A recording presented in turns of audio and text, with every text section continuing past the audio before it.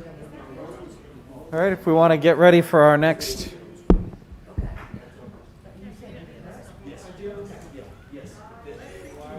I believe we are live.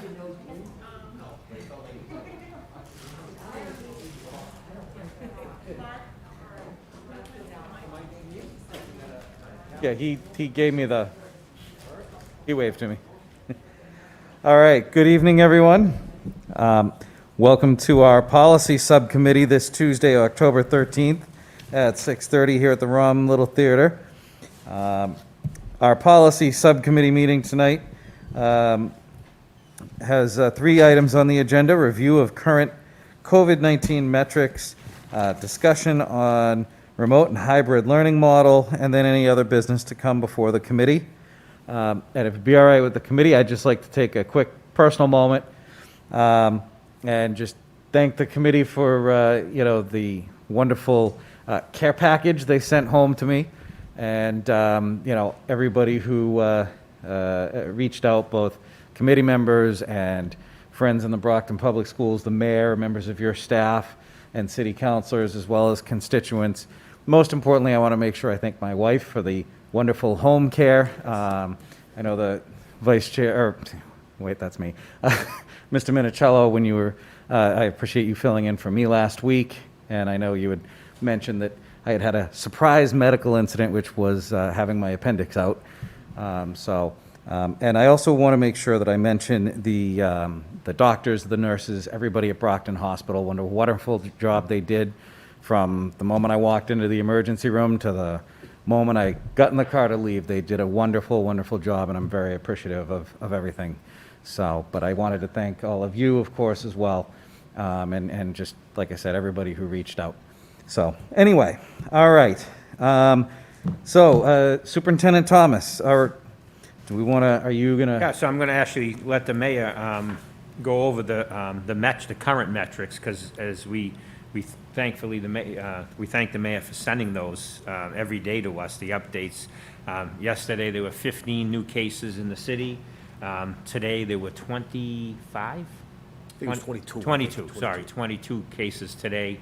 So I'll let the mayor take it from here, because obviously he spends a lot of time on this every day. Yeah, every day. Thank you, Mr. Superintendent, and we're glad you're doing well, Mr. Vice Chairman. And I want to thank Mr. Minicello for filling in. I couldn't be here as well. We had a positive case interaction in my office, so I needed to get tested. We needed to close. Dr. Herman and the Board of Health were awesome. I was just telling Judy, I got tested in Neighborhood Health Center.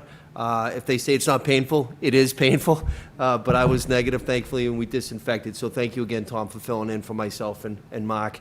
So the metrics that Dr. Herman, and we're very fortunate to have Rick Herman. And I'll tell you a quick story. He's been really doing a deep dive on these numbers to the point where the Commonwealth just recognized him. And he gave a lecture today to 320 Board of Health and health professionals throughout the Commonwealth. He's really doing a deep dive. So the metrics in the dashboard that we get every day, that's his baby. That's what he's crafted every day. So 291 deaths is the most recent number. We lost another person. We're almost at 5,000 total. We're at 4,962. And active cases right now, meaning Brockton residents that have active positive cases, are 201. So we're in a deep red. I called Dr. Herman right before I got here. Wednesday's the magic day to get other numbers. Again, he is not confident on the hard number yet, but if he was a guesstimate, he believes we're going to be in 10-plus range. So we are still going up in the wrong direction. So that's kind of where we are right now, Mr. Superintendent. It's all hands on deck, but we are in red, and unfortunately, the projection is not in the foreseeable future will we decrease down to yellow. Thank you, Mr. Mayor. So as you know, what our policy says about being in yellow, we were close to getting there. Yep. And now we're back in red, and it seems to be going up instead of the direction down. And I know that we really were looking to bring students with disabilities and our high-risk students back into school. I just wanted to have that discussion tonight, where we are and, what are our next steps to see where this is going, so we can make sure we can have a return to school safely. All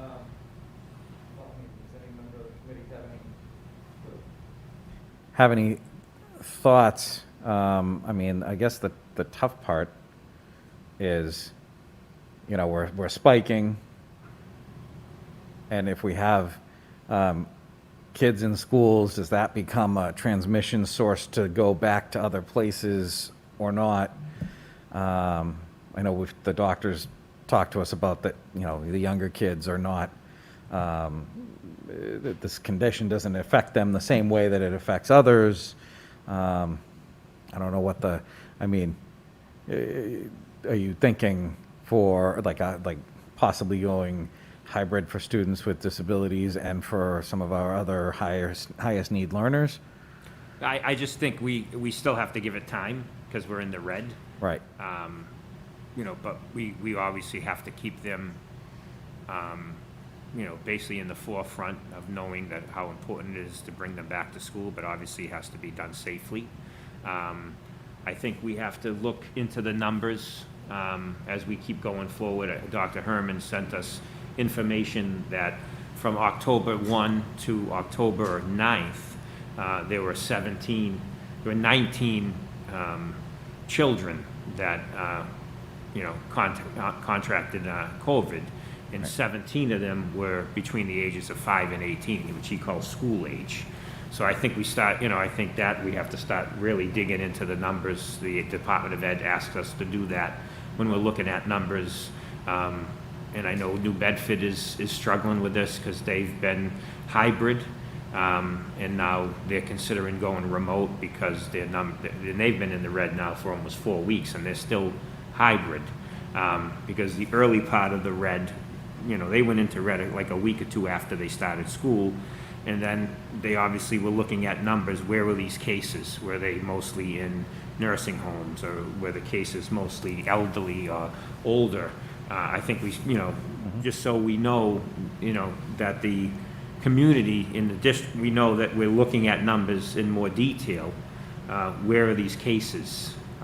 So we can, so the Department of Ed knows that we're vetting the numbers. We know how important it is to get our special needs students back and then all students back. But obviously we, and rightfully so, have taken, safety as obviously the top priority.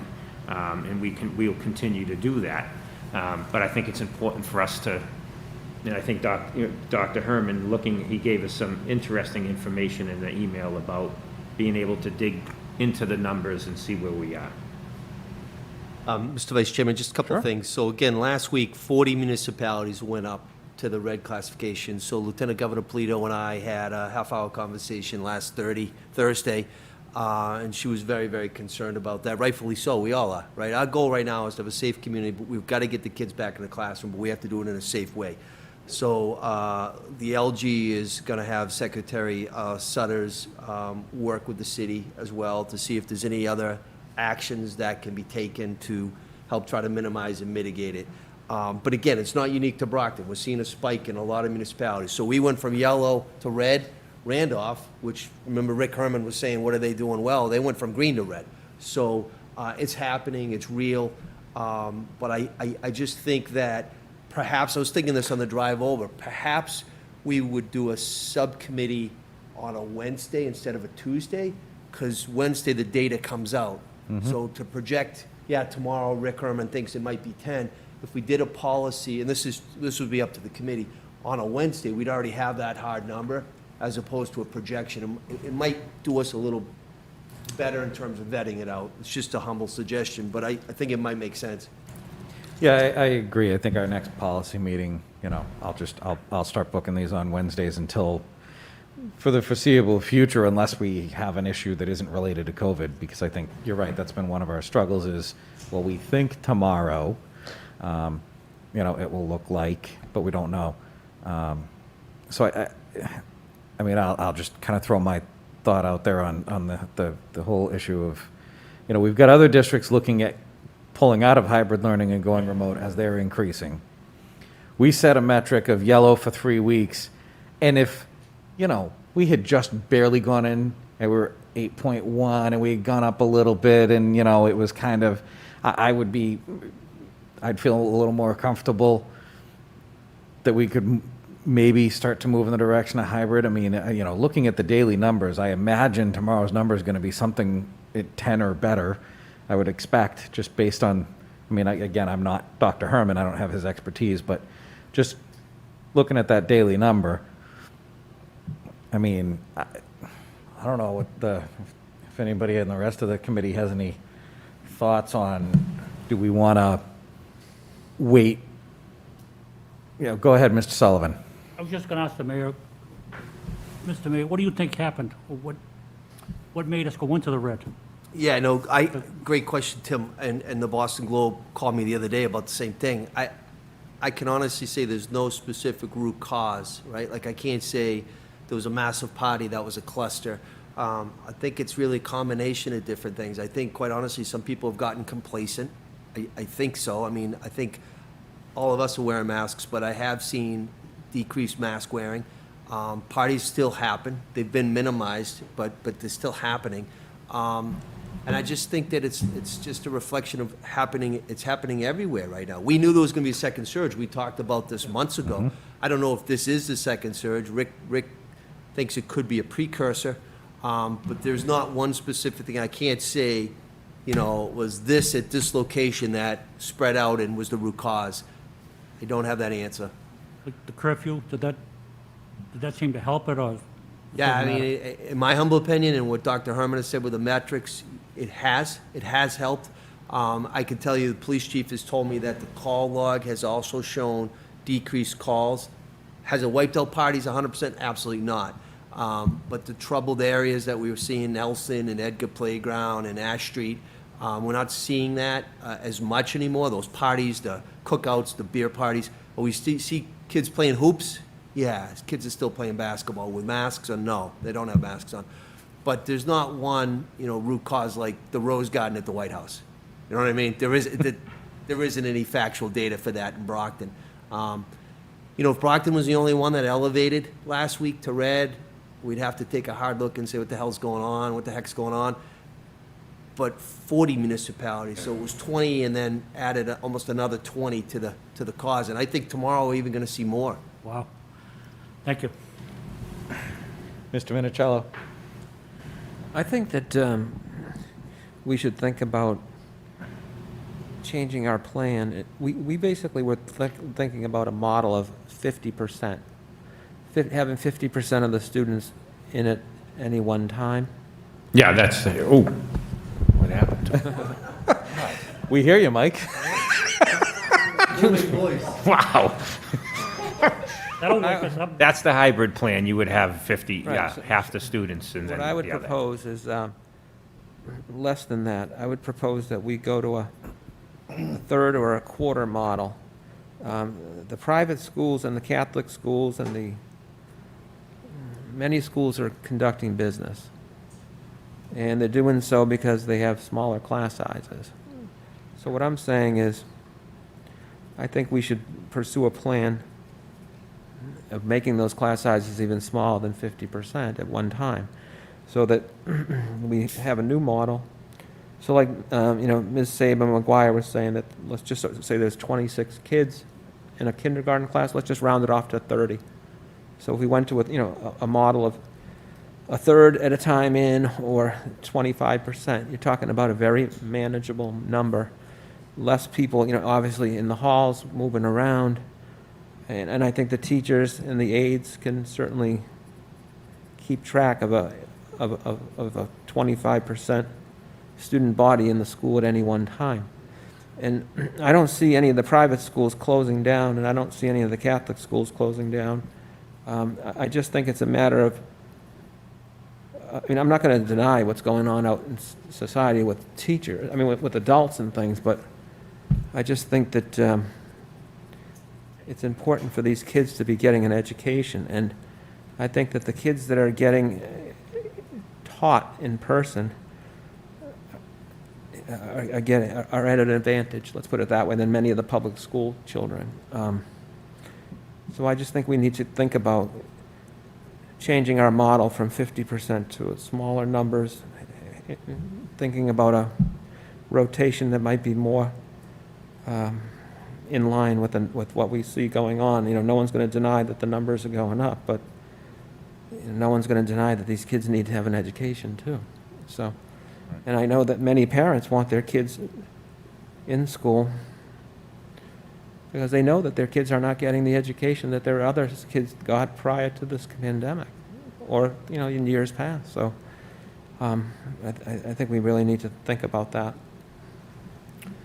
Yeah, if you went to 25%, you would be going to pretty much 1 day a week, they would go to school. That's how you'd be, you know, 25%, you'd have a quarter in, you know, Tuesday through Friday. That would have to be worked out. We did not work on that plan. We worked on what everybody worked on, the 50% and 50%, again, hoping that we would be in yellow. So we could have, again, two days in school, then there would be 3 days out, because it's going to be challenging. The hybrid, just so everybody knows, the hybrid model is a very challenging model. And it's very hard for a teacher, like teachers teaching students in front of them, and what are the students doing at home? So the hybrid model is, you know, and we're talking about it now. We have a plan in place. We talked about it all summer, late spring into the summer, about what the hybrid model is going to look like. Hearing from other superintendents as far as educational-wise and as far as logistics, the hybrid model is a lot harder on staff, on teachers, on students than even the fully remote. Because it's just, you know, there's a lot of, let's put it this time, what I'm hearing is a lot more downtime for students in the hybrid model. And I've seen it firsthand. So we just have to consider that. And again, tonight I wasn't proposing that, you know, we're back in school in 2 weeks for special needs students. It's basically, you know, the Department of Ed does require us to look deeper into the numbers of where these cases are when we're considering bringing students back. And again, I think a solid plan of having 3 weeks of yellow is, you know, that's our policy. But, you know, I think, you know, we do have to vet the numbers a little bit more, just so we're making sure that we're looking into them deeper, and like what Mr. Minicello says about bringing students back, you know, when we safely can do so. New Heights just went full remote. The mayor and I and Dr. Cobb's got an email from Omari Walker, who is the head of the New Heights Charter School. Because of the Brockton numbers going up, they have switched now to fully remote starting this week. But I know Spellman is still in school. I believe they're full in person. And, you know, so again, there are private schools that are going to school full-time. It's just something that, you know, we have to talk about and consider. And, I mean, you know, we can easily look at a 25%. It's just going to limit, obviously, the in-seat time, in-school time. It would be once a week instead of twice. What if we did this, just so we can kind of look at everything, right? We're obviously not going to take any action tonight anyway, because we don't even have a 25% plan to look at, and the number isn't even plateauing at this point, and we don't know tomorrow's number, to the mayor's point. My thought was, how long would it take you and your team to put together a 25% plan? Yeah, probably a couple weeks. Okay. Yep. All right. It's not going to be an easy task. I mean, we'll do it. We'll let you know what it looks like, and let you know, the days of the week the students would come to school. And again, the challenging part is, the 75% of the class that's out of school that day, is, making sure that they have the asynchronous work, and Right. they have the check-in time that's needed, and Yeah. those are that's the battle of a hybrid plan. Well, because my thought process is, like Mr. Minicello said, we want to at some point, we need to start to move towards some sort of in-person learning, but maybe with less kids.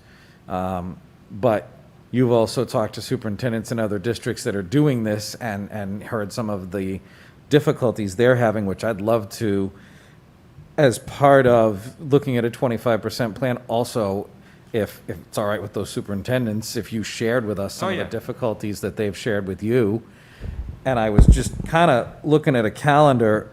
I mean, maybe if we were going to just continue this discussion, maybe Wednesday, the 28th, again on a Wednesday, but it's also a few weeks out, so we can kind of see, are the numbers starting to trend back down, or are we still in the tens? Are we going up? I mean, I don't know Yeah. what everybody else's thought is on that. Gives you time to do it, gives, Well, and like to Mr. Minicello's point, when we were talking about if we were going to come back hybrid, and I know Cliff Murray has said this to me often, is that even with 50%, you're still bringing 2,200 students back to one location. And they've talked to the high school about a phasing in.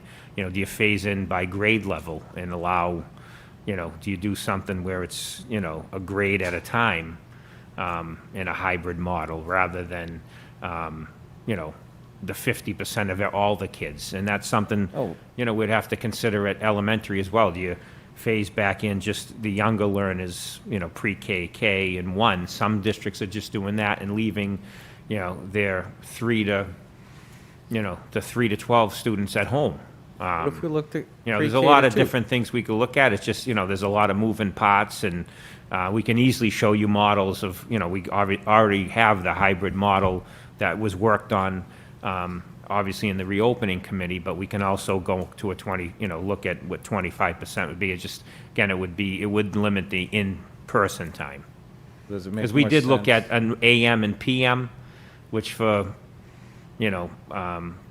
time on learning and for buses and transportation, it was impossible to try to do half the students in the morning, the other half in the, if we were able to do that, if we had, 100 buses and people were comfortable putting their children on buses, you could actually move more easily to a 25% because you would be able to do, you would double up each day. Right. But again, that's something that's, that's a lot of work for, remember, teachers have to come up with 2 lessons, 4 lessons, and it's, that's something that has to, it does take some planning and a lot that goes into getting ready for that, especially in the area of curriculum and instruction. I mean, it may not be doable. I mean, the Oh, reality no, is I it mean, may again, not be doable. we've been But looking at everything, so it's, we don't have a problem looking at things. I'm wondering, though, on the 25% that, I was mentioning to look at for maybe for us to see on the 28th, do we just want to look at, like you were saying other districts have done, they have 3 and beyond staying remote. Do we want to do, pre-K to 2? Because I think those younger learners are probably struggling with this type of learning the most, as well as, our special education students that really need to be in person. I mean, if we just look at a smaller group and 25% of them, I'm just No, it's a literally good just point. throwing No, ideas I mean, we out. can look at different models. Actually, we're working with the Department of Ed to look at different hybrid models. Right. Now that they have the, schools that are up and running. They spoke about that at the urban superintendent's meeting last week, that they would be providing us with some models for us to look at, because a lot of the urbans, we are remote. Right. And so we can look at the models they've been using. Like Fall River uses a 5 days on, 5 days off approach. So half their students go 1 week, the other half go the second week. That's an interesting Right. look at it too. When we first were planning, we thought that was too much time away from the classroom, a full week away. So there's a bunch of different models we can look at, and we can get them all from the Department of Education and take a look at it. And then some districts are using the younger learners in, the pre-K to 2. Actually, Melinda took a call last week from a high school student that may come and speak at the hearing of visitors next Tuesday, and she wanted to voice her concern about even returning to school. So remote learning has been going very well for her, and she had a group of friends that are going to come and speak at the high school level. And they wanted to have a voice in, if we were great. considering coming back, they wanted to have a voice. And we are doing a student survey as well. And Excellent. again, but we know that it is much easier for older learners to navigate through remote learning than our younger ones. So, but you're right, we can take a look at Right. a bunch of different models. And I don't think we want to bring 25% of all kids back. I think, if we were to do anything, we would want to do something starting off slowly, because it's a lot easier to pull it back if we start out, and if we have to, than if we just 25% of all kids. I think that, I don't know that I would even, that I could get comfortable with that, but, certainly, again, if we're getting feedback from, the older grade levels that it's going pretty well, it's working, then that's great, and we don't really have to, but then we also have other grade levels where it's not going so Yeah, and we know hot. that there's not for all. I mean, you have 4,200 students here at the high school, you have Right. students at the alternative schools, I mean, at the Edison Academy, Key Center, Huntington, I mean, not every student's gonna tell you it's going well. So this Right. is just, just an example of Depends. this as a group, and then you probably have another whole half of the high school students are gonna say, I wanna come back to school, because that all school has to offer in person, so. But I want to make sure that the rest of the committee thinks that this exercise is Yeah. even worth the time. So, Ms. Mendez and then Mr. Minicello. So I think ideally, yes, you want the students in person, but me, myself, being an educator and seeing the hybrid model, at least from my school, you're compromising teachers. So I hear a lot of asynchronous work. So the idea, let's say we do 5 days on, 5 days off. So those 5 days, teachers are gonna be with group A. Then the other 5 days off, those students are dependent of just doing asynchronous. If they're not doing asynchronous work, then that puts the load on the teacher where they're literally doing in-person and remote teaching synchronously, which it's not ideal, one, because then all the other students that are there in person are also on the computer as well. And one big thing is, according to CDC guidelines, teaching is as of right now, it's not gonna look the same as it did a year ago, where students will be in front of you, but teachers literally have a plexiglass in front of them, or they have a mask, or, and then having to either, what are you gonna do? Are you gonna hand out paper, or are you gonna keep everything in the computer? Because after that week, they're going back remote. So why start it in paper, especially for kids that have a hard time organizing? So I think, like, in an ideal situation, yes, we want students to be back in person, but when you actually think about all the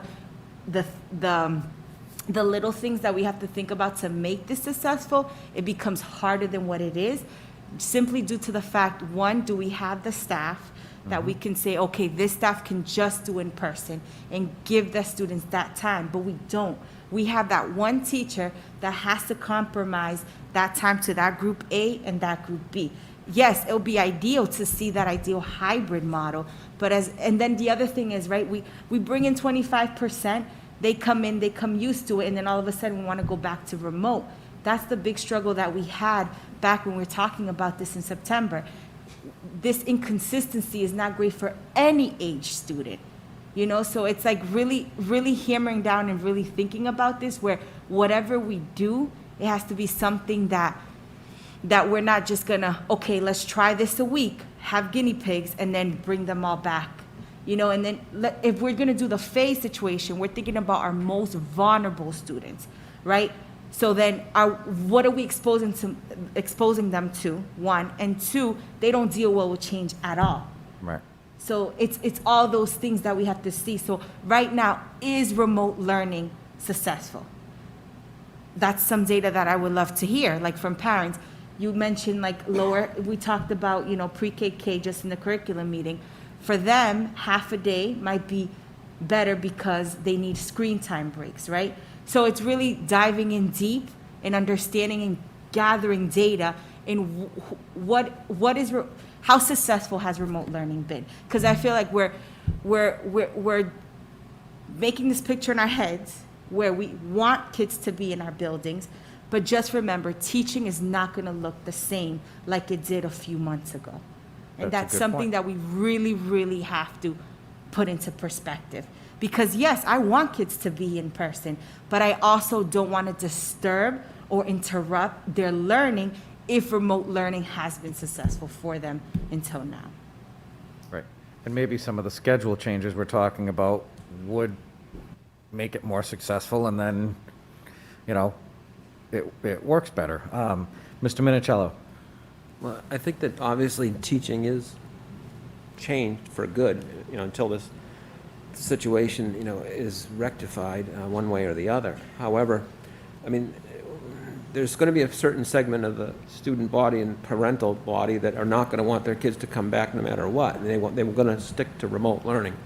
So when I say 25%, it's not going to be 25% of the overall number. It's going to be, 25, we got to figure out what numbers we're talking about. How many parents and students really want to come back? Like you just mentioned, there are some kids that want to come in and say, hey, we like remote learning. And that's fine, no matter what. They don't have to come back. No. If they like remote learning, then that's fine. So I don't understand why they're even going to be coming in, because they're going to have remote learning for themselves if they choose so. So are they trying to say that there shouldn't be any in-person learning for any of the kids that do want to come back? No, I don't, I think she was just expressing that she felt students needed to be heard. I don't think Oh, she, okay. I guess my point is, Yeah. well, maybe it would be nice to hear them just come in and say why the benefits that they are getting out of remote learning. Yeah. So that's good. I guess the point would be, are they I wasn't sure what they're advocating for. Are they basically saying that remote learning should be it, or?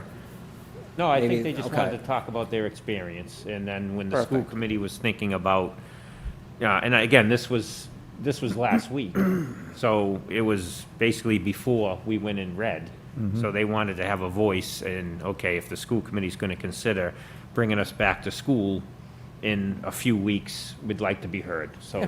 But no matter what, if they want to stay home and They remote can, learn, yep. they can. No Yep. problem. Not a People problem. that want full remote learning. But I guess what we should do is try to identify the amount of kids that would like to come back, and then see what's manageable and what's not, Yeah, no, we have that number. There's about 1,500 students that are signed up to stay fully remote right now. Yeah, but do you think that number's changed? That's what it was a We while we ago. have open rolling enrollment, so it's gone from 1,500 to 12, now it's back close to 1,500. So we don't stop the remote learning enrollment, so parents are allowed to say, if you go back hybrid or full in-person, no matter what it looks like, we're staying remote. So that number right now is at 1,500. Soraya DeBarros has been overseeing that with community schools, so we do not shut off the enrollment for that. So right now, it's an ongoing enrollment, and we're about just over 1,500 students that would stay remote, K to 12. Were you all set?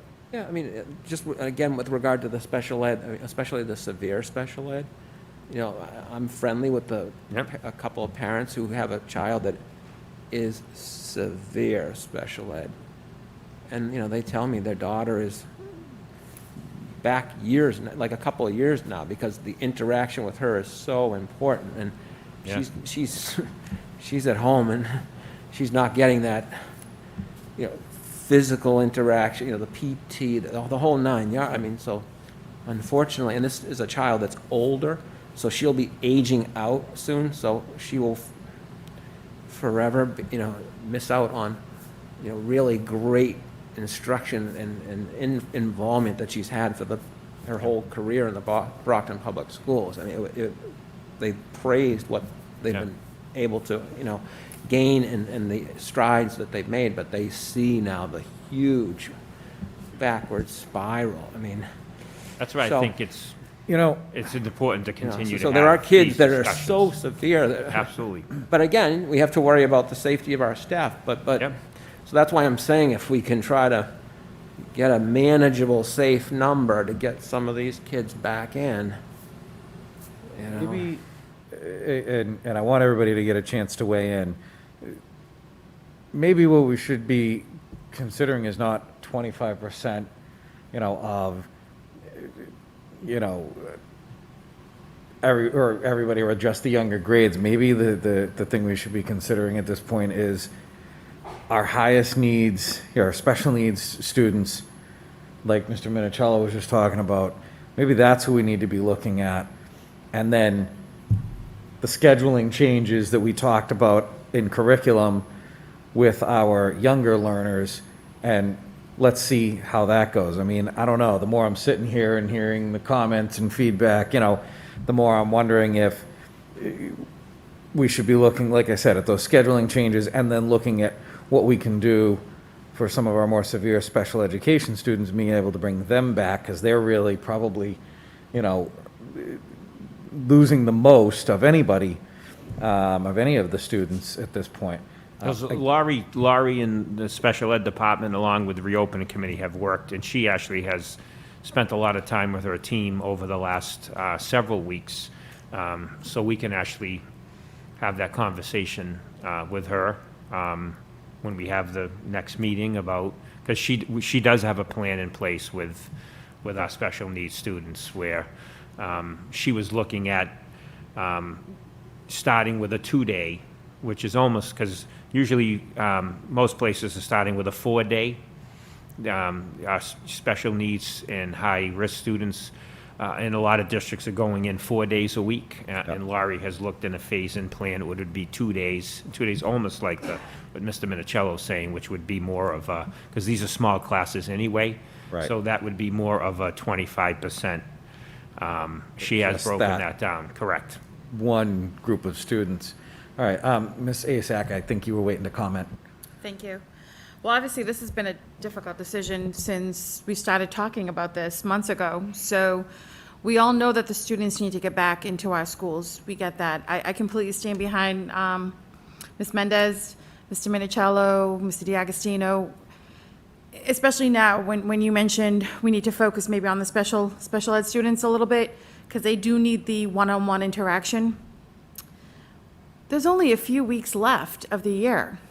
By the time we make this decision, we're into mid, if not late November. Yeah. Because we were talking about the end of October, by the time we get everything into place. I don't know why we just don't focus on after January 1st. Start new, give the parents some stability, let them know it's going to be from now till the end of the year, let families know how to plan out their schedules. Because by the time we get a date, we're going into Thanksgiving break, then we're going to go into winter break. And then, you have a couple of holidays here and there. Rather than having everyone run around trying to create new plans, maybe focus on just the special needs and maybe the younger students, slowly bring them into our schools. And then I am hearing a lot from some of the older students, and they are nervous about going back to school. They might be taking precautions, but they know their friends aren't. We've heard from some family members that, I had one family member adamant, my son, and if she's watching, she's going to know I'm talking about her, but my son has to be in school. My son has to be in school. He's not going to do remote. He's excelling in remote. So for some students, they are actually doing a little better than expected. For others, they are struggling. But all I tell my constituents is reach out to the teacher, reach out to the principal. If they need a little extra attention, the teachers are reaching out. But I think we just need to give families a little bit of a idea how to plan out the rest of their year. I know a lot of them are struggling, trying to get, between work and, helping the students out at home, things like that. But we really don't have that much time before now and then the end of the year. Once the holidays kick in, we'll be on winter break before you know it. So if we're waiting until October 28th to revisit this, my recommendation would probably be, just like you had just mentioned, focus on the special ed and maybe the kindergarten, slowly get them in, get them situated, and then after the first of the year, when everyone's back after winter break, maybe try to work on something like that. But, that's where I stand. I don't think flip-flopping back and forth. They just got comfortable with remote. Now we're going to try to bring them back, and then we're going to go on break. Right. So- Well, and the wild card that we couldn't have predicted when we set that metric was that all of a sudden we have this spike with no explanation. And I don't know. Is there a consensus at all on the committee as far as the 25% thing, or just looking at special education for now? Mayor? So, yeah, a couple of things. So first I'll talk as mayor, and then I'm going to talk as a parent of two, one at DePluff and one at the Hancock, because when I took that day and worked from home last week, I was the dad, and very impressed by what I saw. But as the mayor, I think we have to stay the course right now. We took a vote through the first term, which was November 19th. We also took a vote, rightfully so, that if we stayed in yellow for 3 consecutive weeks, that our special needs student, high-risk students need that environment. They need that comfort to be in the classroom, but we needed to do it in a safe manner. So now we're not in yellow, we're in red. But I don't think that the will of the committee is anything less. I think we still know that that's the number one priority, right? That segment of the student population. So that's my view. I support what Counselor, that's Ms. Azak is saying. I think as a dad, I can only speak for my own two kids, right? So I have one child that goes to Trinity Catholic. He's an 8th grader. They're 100% remote. They're at home, 7th and 8th at Trinity Catholic. Everybody else is in. But my 3rd grader at Hancock and my 6th grader at Plouffe, 6th grader at Plouffe, 8 o'clock sharp, teacher's on there and working like a pro. And then my 3rd grader, he's been challenged, right? But 9 o'clock sharp, the teacher is engaged. And I just kind of watched it. Some of the kids are really into it, right? And others, after a while, they're little kids, right? The 3rd graders, you know, they're not. I get it. But the teachers, in my humble opinion, and I'm a son of a teacher and a brother of a teacher, they did it the right way. They stayed the course as professionals. So I just think that it's a slippery slope, and I echo the sentiments of Ms. Mendez. I think it's difficult to change what's happening positive right now. Is it perfect? No, it's not perfect. Perfect is have a vaccine, put COVID in the rear view, and we just move forward as a community. But I can just tell you what I witnessed as a dad and as a parent. I was impressed. And I just know it now. I'll put my mayor hat on again. A lot of parents are calling me saying, hey, Bob, my student needs to get back in the classroom because of sped education. Same thing you just said, Tom. Yes, but I think that we need to figure out as a committee what are our parameters. We're not handcuffed. We can make other changes. I know the original vote was, 3 weeks. I personally wouldn't support the 25%. I just think there's too much and not enough time. But I also think that we are charged as elected officials to figure out what is the right course. And right now, when we look at the metrics tomorrow, I think the right course is stay put, stay what we're doing right now, and figure out how we get to the next course. And maybe that next course is, it has to be 3 consecutive weeks under a certain, and I don't think 3 weeks is going to bring us out of red. I don't. But I just wanted to kind of tell you publicly as a parent how impressed I was. But it's a daunting task, my 3-year-old, my 3rd grader sometimes gets really, really upset because he's not engaged with his friends in a normal setting, and that's just a fact. So those are my 2 thoughts. Thanks, Mr. Vice Chairman. Yeah, no, thank you. No, and I think this is why it's important for us to have these policy meetings, because I Right. just think, it's incumbent upon us to continue to look at the numbers, make sure we, as we always do, make decisions in the best interest of safety for our staff and students. And, the reason, for this conversation is I think we need to continue to have policy meetings, weekly to really continue to look. So so everybody knows that we continue to look at the numbers, we continue to make decisions in the best interest of safety for students and staff. However, we are keeping in mind knowing that, how important it is to get our special needs students back into school and our youngest learners. I just think we continue to have to vet that and have these conversations. Yeah, no, and I think the original motion to go hybrid when we voted on it, in the motion was that we had committed, I think, every 2 weeks, but we can do it every week. Certainly, we can do more. But my point is that we had committed to having these ongoing discussions anyway. And we so- have, and we Yeah. absolutely have. Exactly. Does any other member who hasn't had a chance to comment yet want to weigh in at all? Mrs. Sullivan? Yeah, I just wanted to say that, what the mayor has described, that's that's one student, but we also have to figure out and take into account of the students that are struggling. And so we have to think of both sides. We're responsible for all the students. Children that are struggling with the remote learning and children that need, the social, emotional support. So we have to take in the whole account. But we did vote to do this till November, the middle of November.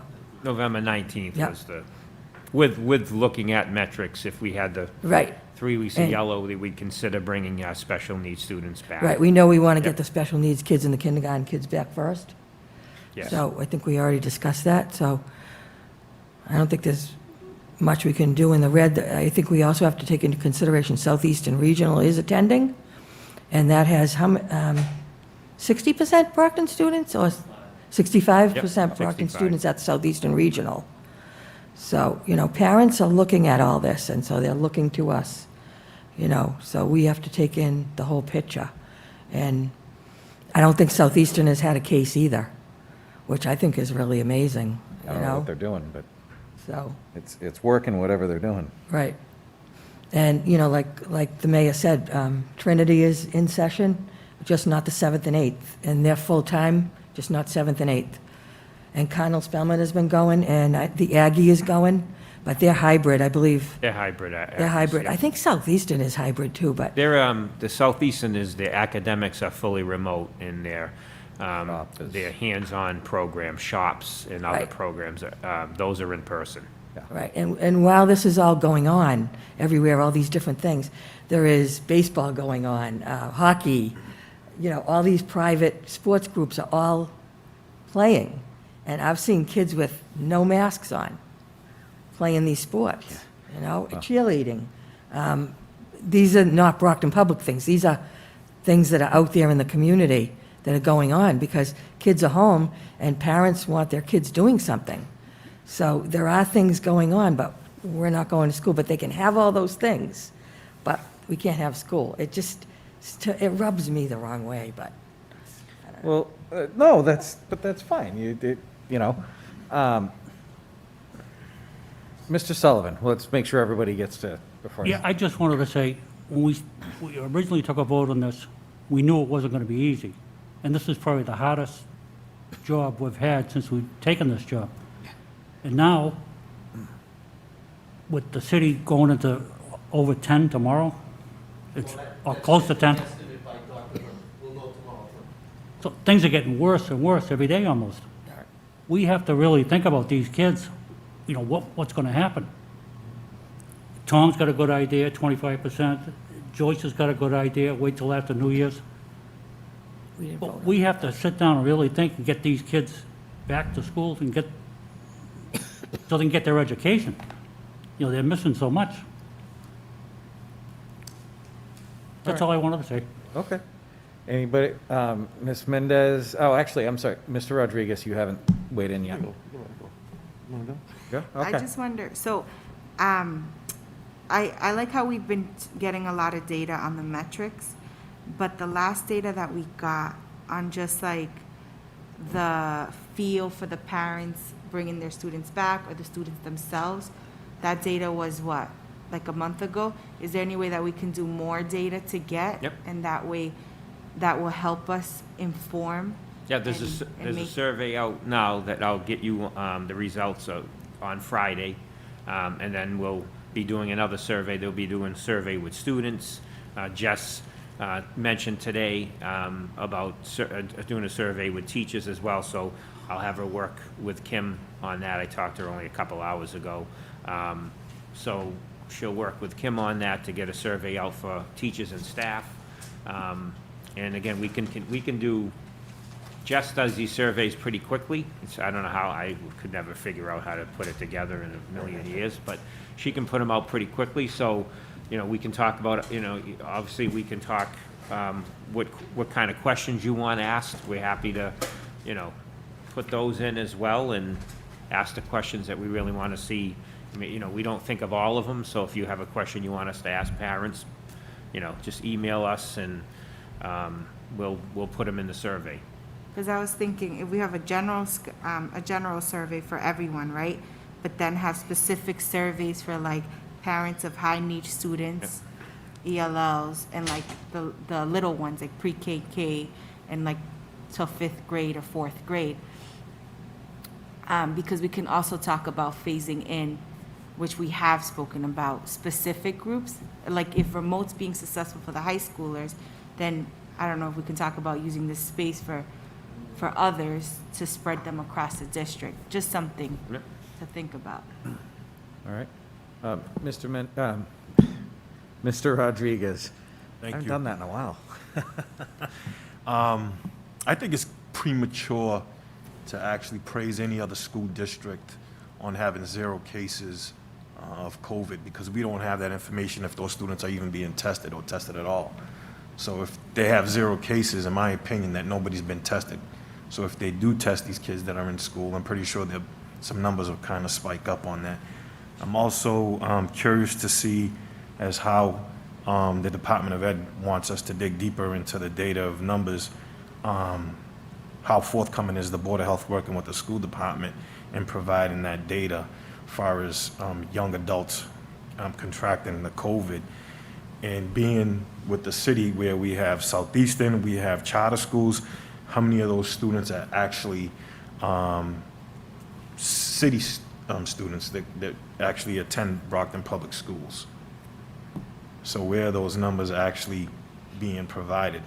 So how do we know if these students are actually our students and not from Southeastern? So, I mean, all we getting is just a generalized age bracket of the students that are affected, as far as age groups, and not actually, identifying it. We have the HIPAA law saying, these numbers are coming from students that actually attend, Southeastern or the charter schools. So that has to be, that's something that the Board of Health actually has to identify, working with the school, so we can actually make that decision if we're gonna even entertain a hybrid model with the SPED. Yeah, the Department of Ed asked you to vet the actual cases, where they are, the age groups, to when you're looking at, that's how New Bedford has done it, and I'm not saying I agree with it, I'm just saying they've been staying in school as they've been in the red, and I know that they're thinking of now going remote, but they've been red for about almost a month, and stayed hybrid, and they've done that because they've looked at that the numbers are mostly with elderly. That's where their high numbers are, so that's the justification that they've allowed them to continue to stay in school. I know that there's been a lot of concern and a lot of talk there about what they're going to do next, but that's how they've been able to, in their issue has been able to say we can stay hybrid because we've looked at the cases and they're mostly older, they're not school age. There's very minimal cases of school age kids, but again, that's how the Department of Ed wants us to look at the numbers, and again, we still have to do it with safety and, safety and health at #1 priority. But that's a good point. How long do you think it would take a deep dive of the numbers? I mean, a week, 2 weeks? I mean, what do we? He's doing it all the time. I think he's the doctor's pretty much the way he's. Yeah, he's. He just texted me again, don't hold him to it, okay? He doesn't gamble, but he projects 11.3. Jesus Christ. He vets the numbers. When he's off, he's only off a. Yeah, he vets the numbers pretty Smidge. well. I mean, he'll Yeah. give you he'll definitely give you an age bracket. So- Absolutely. Why don't, he'll come here at any time, so I can tell him, I'll be with him at 10:45 every morning, so. Right. I'll tell him that, we want to keep a dive, we want to let it out. Are you still thinking the 28th is the date you want him over here as well, the 28th? I thought of the 28th only to give the superintendent time to look at 25%, at a 25% model. There doesn't seem like there's much of a consensus on the committee right now to even look at that, unless I'm reading everybody wrong, but I didn't get the impression there's a real consensus to start to look at that yet. Well, I can give you what we can do is I can I don't want you to do it just to make. No, but the special ed, the special I'd ed like to department see. has pretty much already done that. Okay. Because again, you're talking about, instead of going 4 days with all the students, they were going to do 2 and 2 cohorts of, an orange cohort or a yellow cohort or A, B. So special ed has looked in, again, we've been talking about this in our negotiations, so we can, obviously, I can get you what that looks like Right. through special ed. I'll have Laurie, I can put that in the packet, and obviously she can come speak to you anytime, but she has looked at, and essentially it is a smaller model, because because most districts are going full in with, 4 days in with their cohort C, which is their high-need students and students with disabilities, they come 4 days a week. Because the classes, they don't have to break the classes up because they're smaller anyway. They're usually about 10 to 12 students. She was going even smaller, 5 to 6 students, 2 days a week each cohort. So I can have her come and talk about that. I can get you that information in the Right. packet. And I know you want to comment, I didn't forget about you. So, no what about, For regular ed students, it would be quite the challenge to do a 25, right, so my 25, thinking is 25. stick with the 28th, because I just realized that's only 2 weeks away anyway. It blows my mind that October's going that fast, but the 28th, if the doctor could be ready with the deep dive, Desi's looking for a deep dive anyway, so let's do the deep dive. If he can be ready for the 28th to present the deep dive of the numbers to us, and would Lori, I mean, you know, maybe we can have that in our packet, but would Lori be willing to also come if we have, that way we can kind of have some conversations with her about, you know, our special ed students and what, you know, how that's going and just that whole possibility with that group. I mean, does it make sense to the members of the committee to do that? I mean, if everybody really wants to see the 25%, we can ask them to put it together, but I just didn't get I didn't get the impression that there was a consensus to look at that. I didn't want to, am I wrong? Well, we I'm can sorry. also show the phase-in models of grade levels at a time, which would be much smaller. I think Mr. Menicello's point is try to get the groups as small as we possibly Right. can to make it as safe as we can. So we could look at different models at 25% or, you know. Or one grade at a levels in time, at or- different, you know, All exactly. right, so why don't you, yeah, all right, so is the 28th, I mean, go ahead. Right.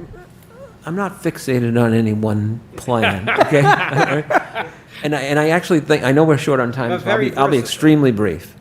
The fact that we all have difference of opinion means that together, we're going to put something together that is the right thing. So I have no problem with a difference of opinion here, because we need to put our heads together, and we need to identify the issues, and we need to put something together, Absolutely. and we'll end up with a better plan. I get that. So I just want to make sure everyone knows that. No, absolutely. Secondly, I don't care if it's a 25% plan. I want to get the kids in that need, in the right amount of numbers that's safe, and get the kids that need to be in to get what they need. End of story. It might be just special ed, it might be this one, it might be the kindergartners, it might be the first graders, it might be special ed to third grade. I don't know. Yeah. I'm not an expert. I look to you guys for that, okay? So that's that. But what I would like, though, I think that we all need is a report card, meaning a report card prior to COVID, where our kids were at prior to COVID at our next school committee meeting, or the one after that, or the one after that, compared to our kids today with COVID. Where are they at? What's the report card in terms of, are these kids on task? Are they as far as they were prior to COVID in terms of, you know, they being losing taught ground? the lessons that they need to get taught in the third grade, in the first grade, in the 12th grade, in the 10th grade? Maybe it's department heads that need to tell us and give us that. Are they being adequately tested? When they graduate from high school at 12th grade, are they going to be prepared for first year in college or whatever? I don't care what that looks like, but, you know, I just think we all need to know where our kids are at now, prior, you know, after, during COVID and prior to COVID.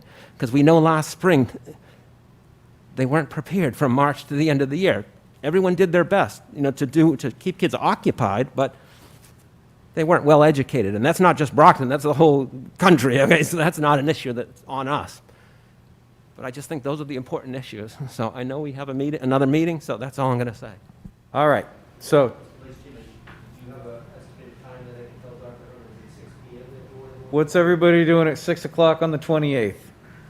Be Looks like- here. Looks like we're hanging out here. All right, That's a Wednesday, right? yes, and again, makes sense, we'll have a fresh Melinda, number. Any We'll have 2 more subcommittee weeks. meetings that week would be here. Would be on Wednesday. Did we have anything else we wanted to no, right? That's it. All right, and then we can look at, If there was another, something we had to refer to a subcommittee, we could do, I forgot, that's 2 weeks away, we could do that next Tuesday night. right, okay.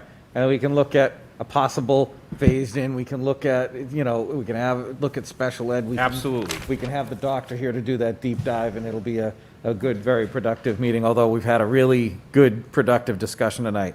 All right, do we have a motion to adjourn our policy subcommittee? Motion to adjourn.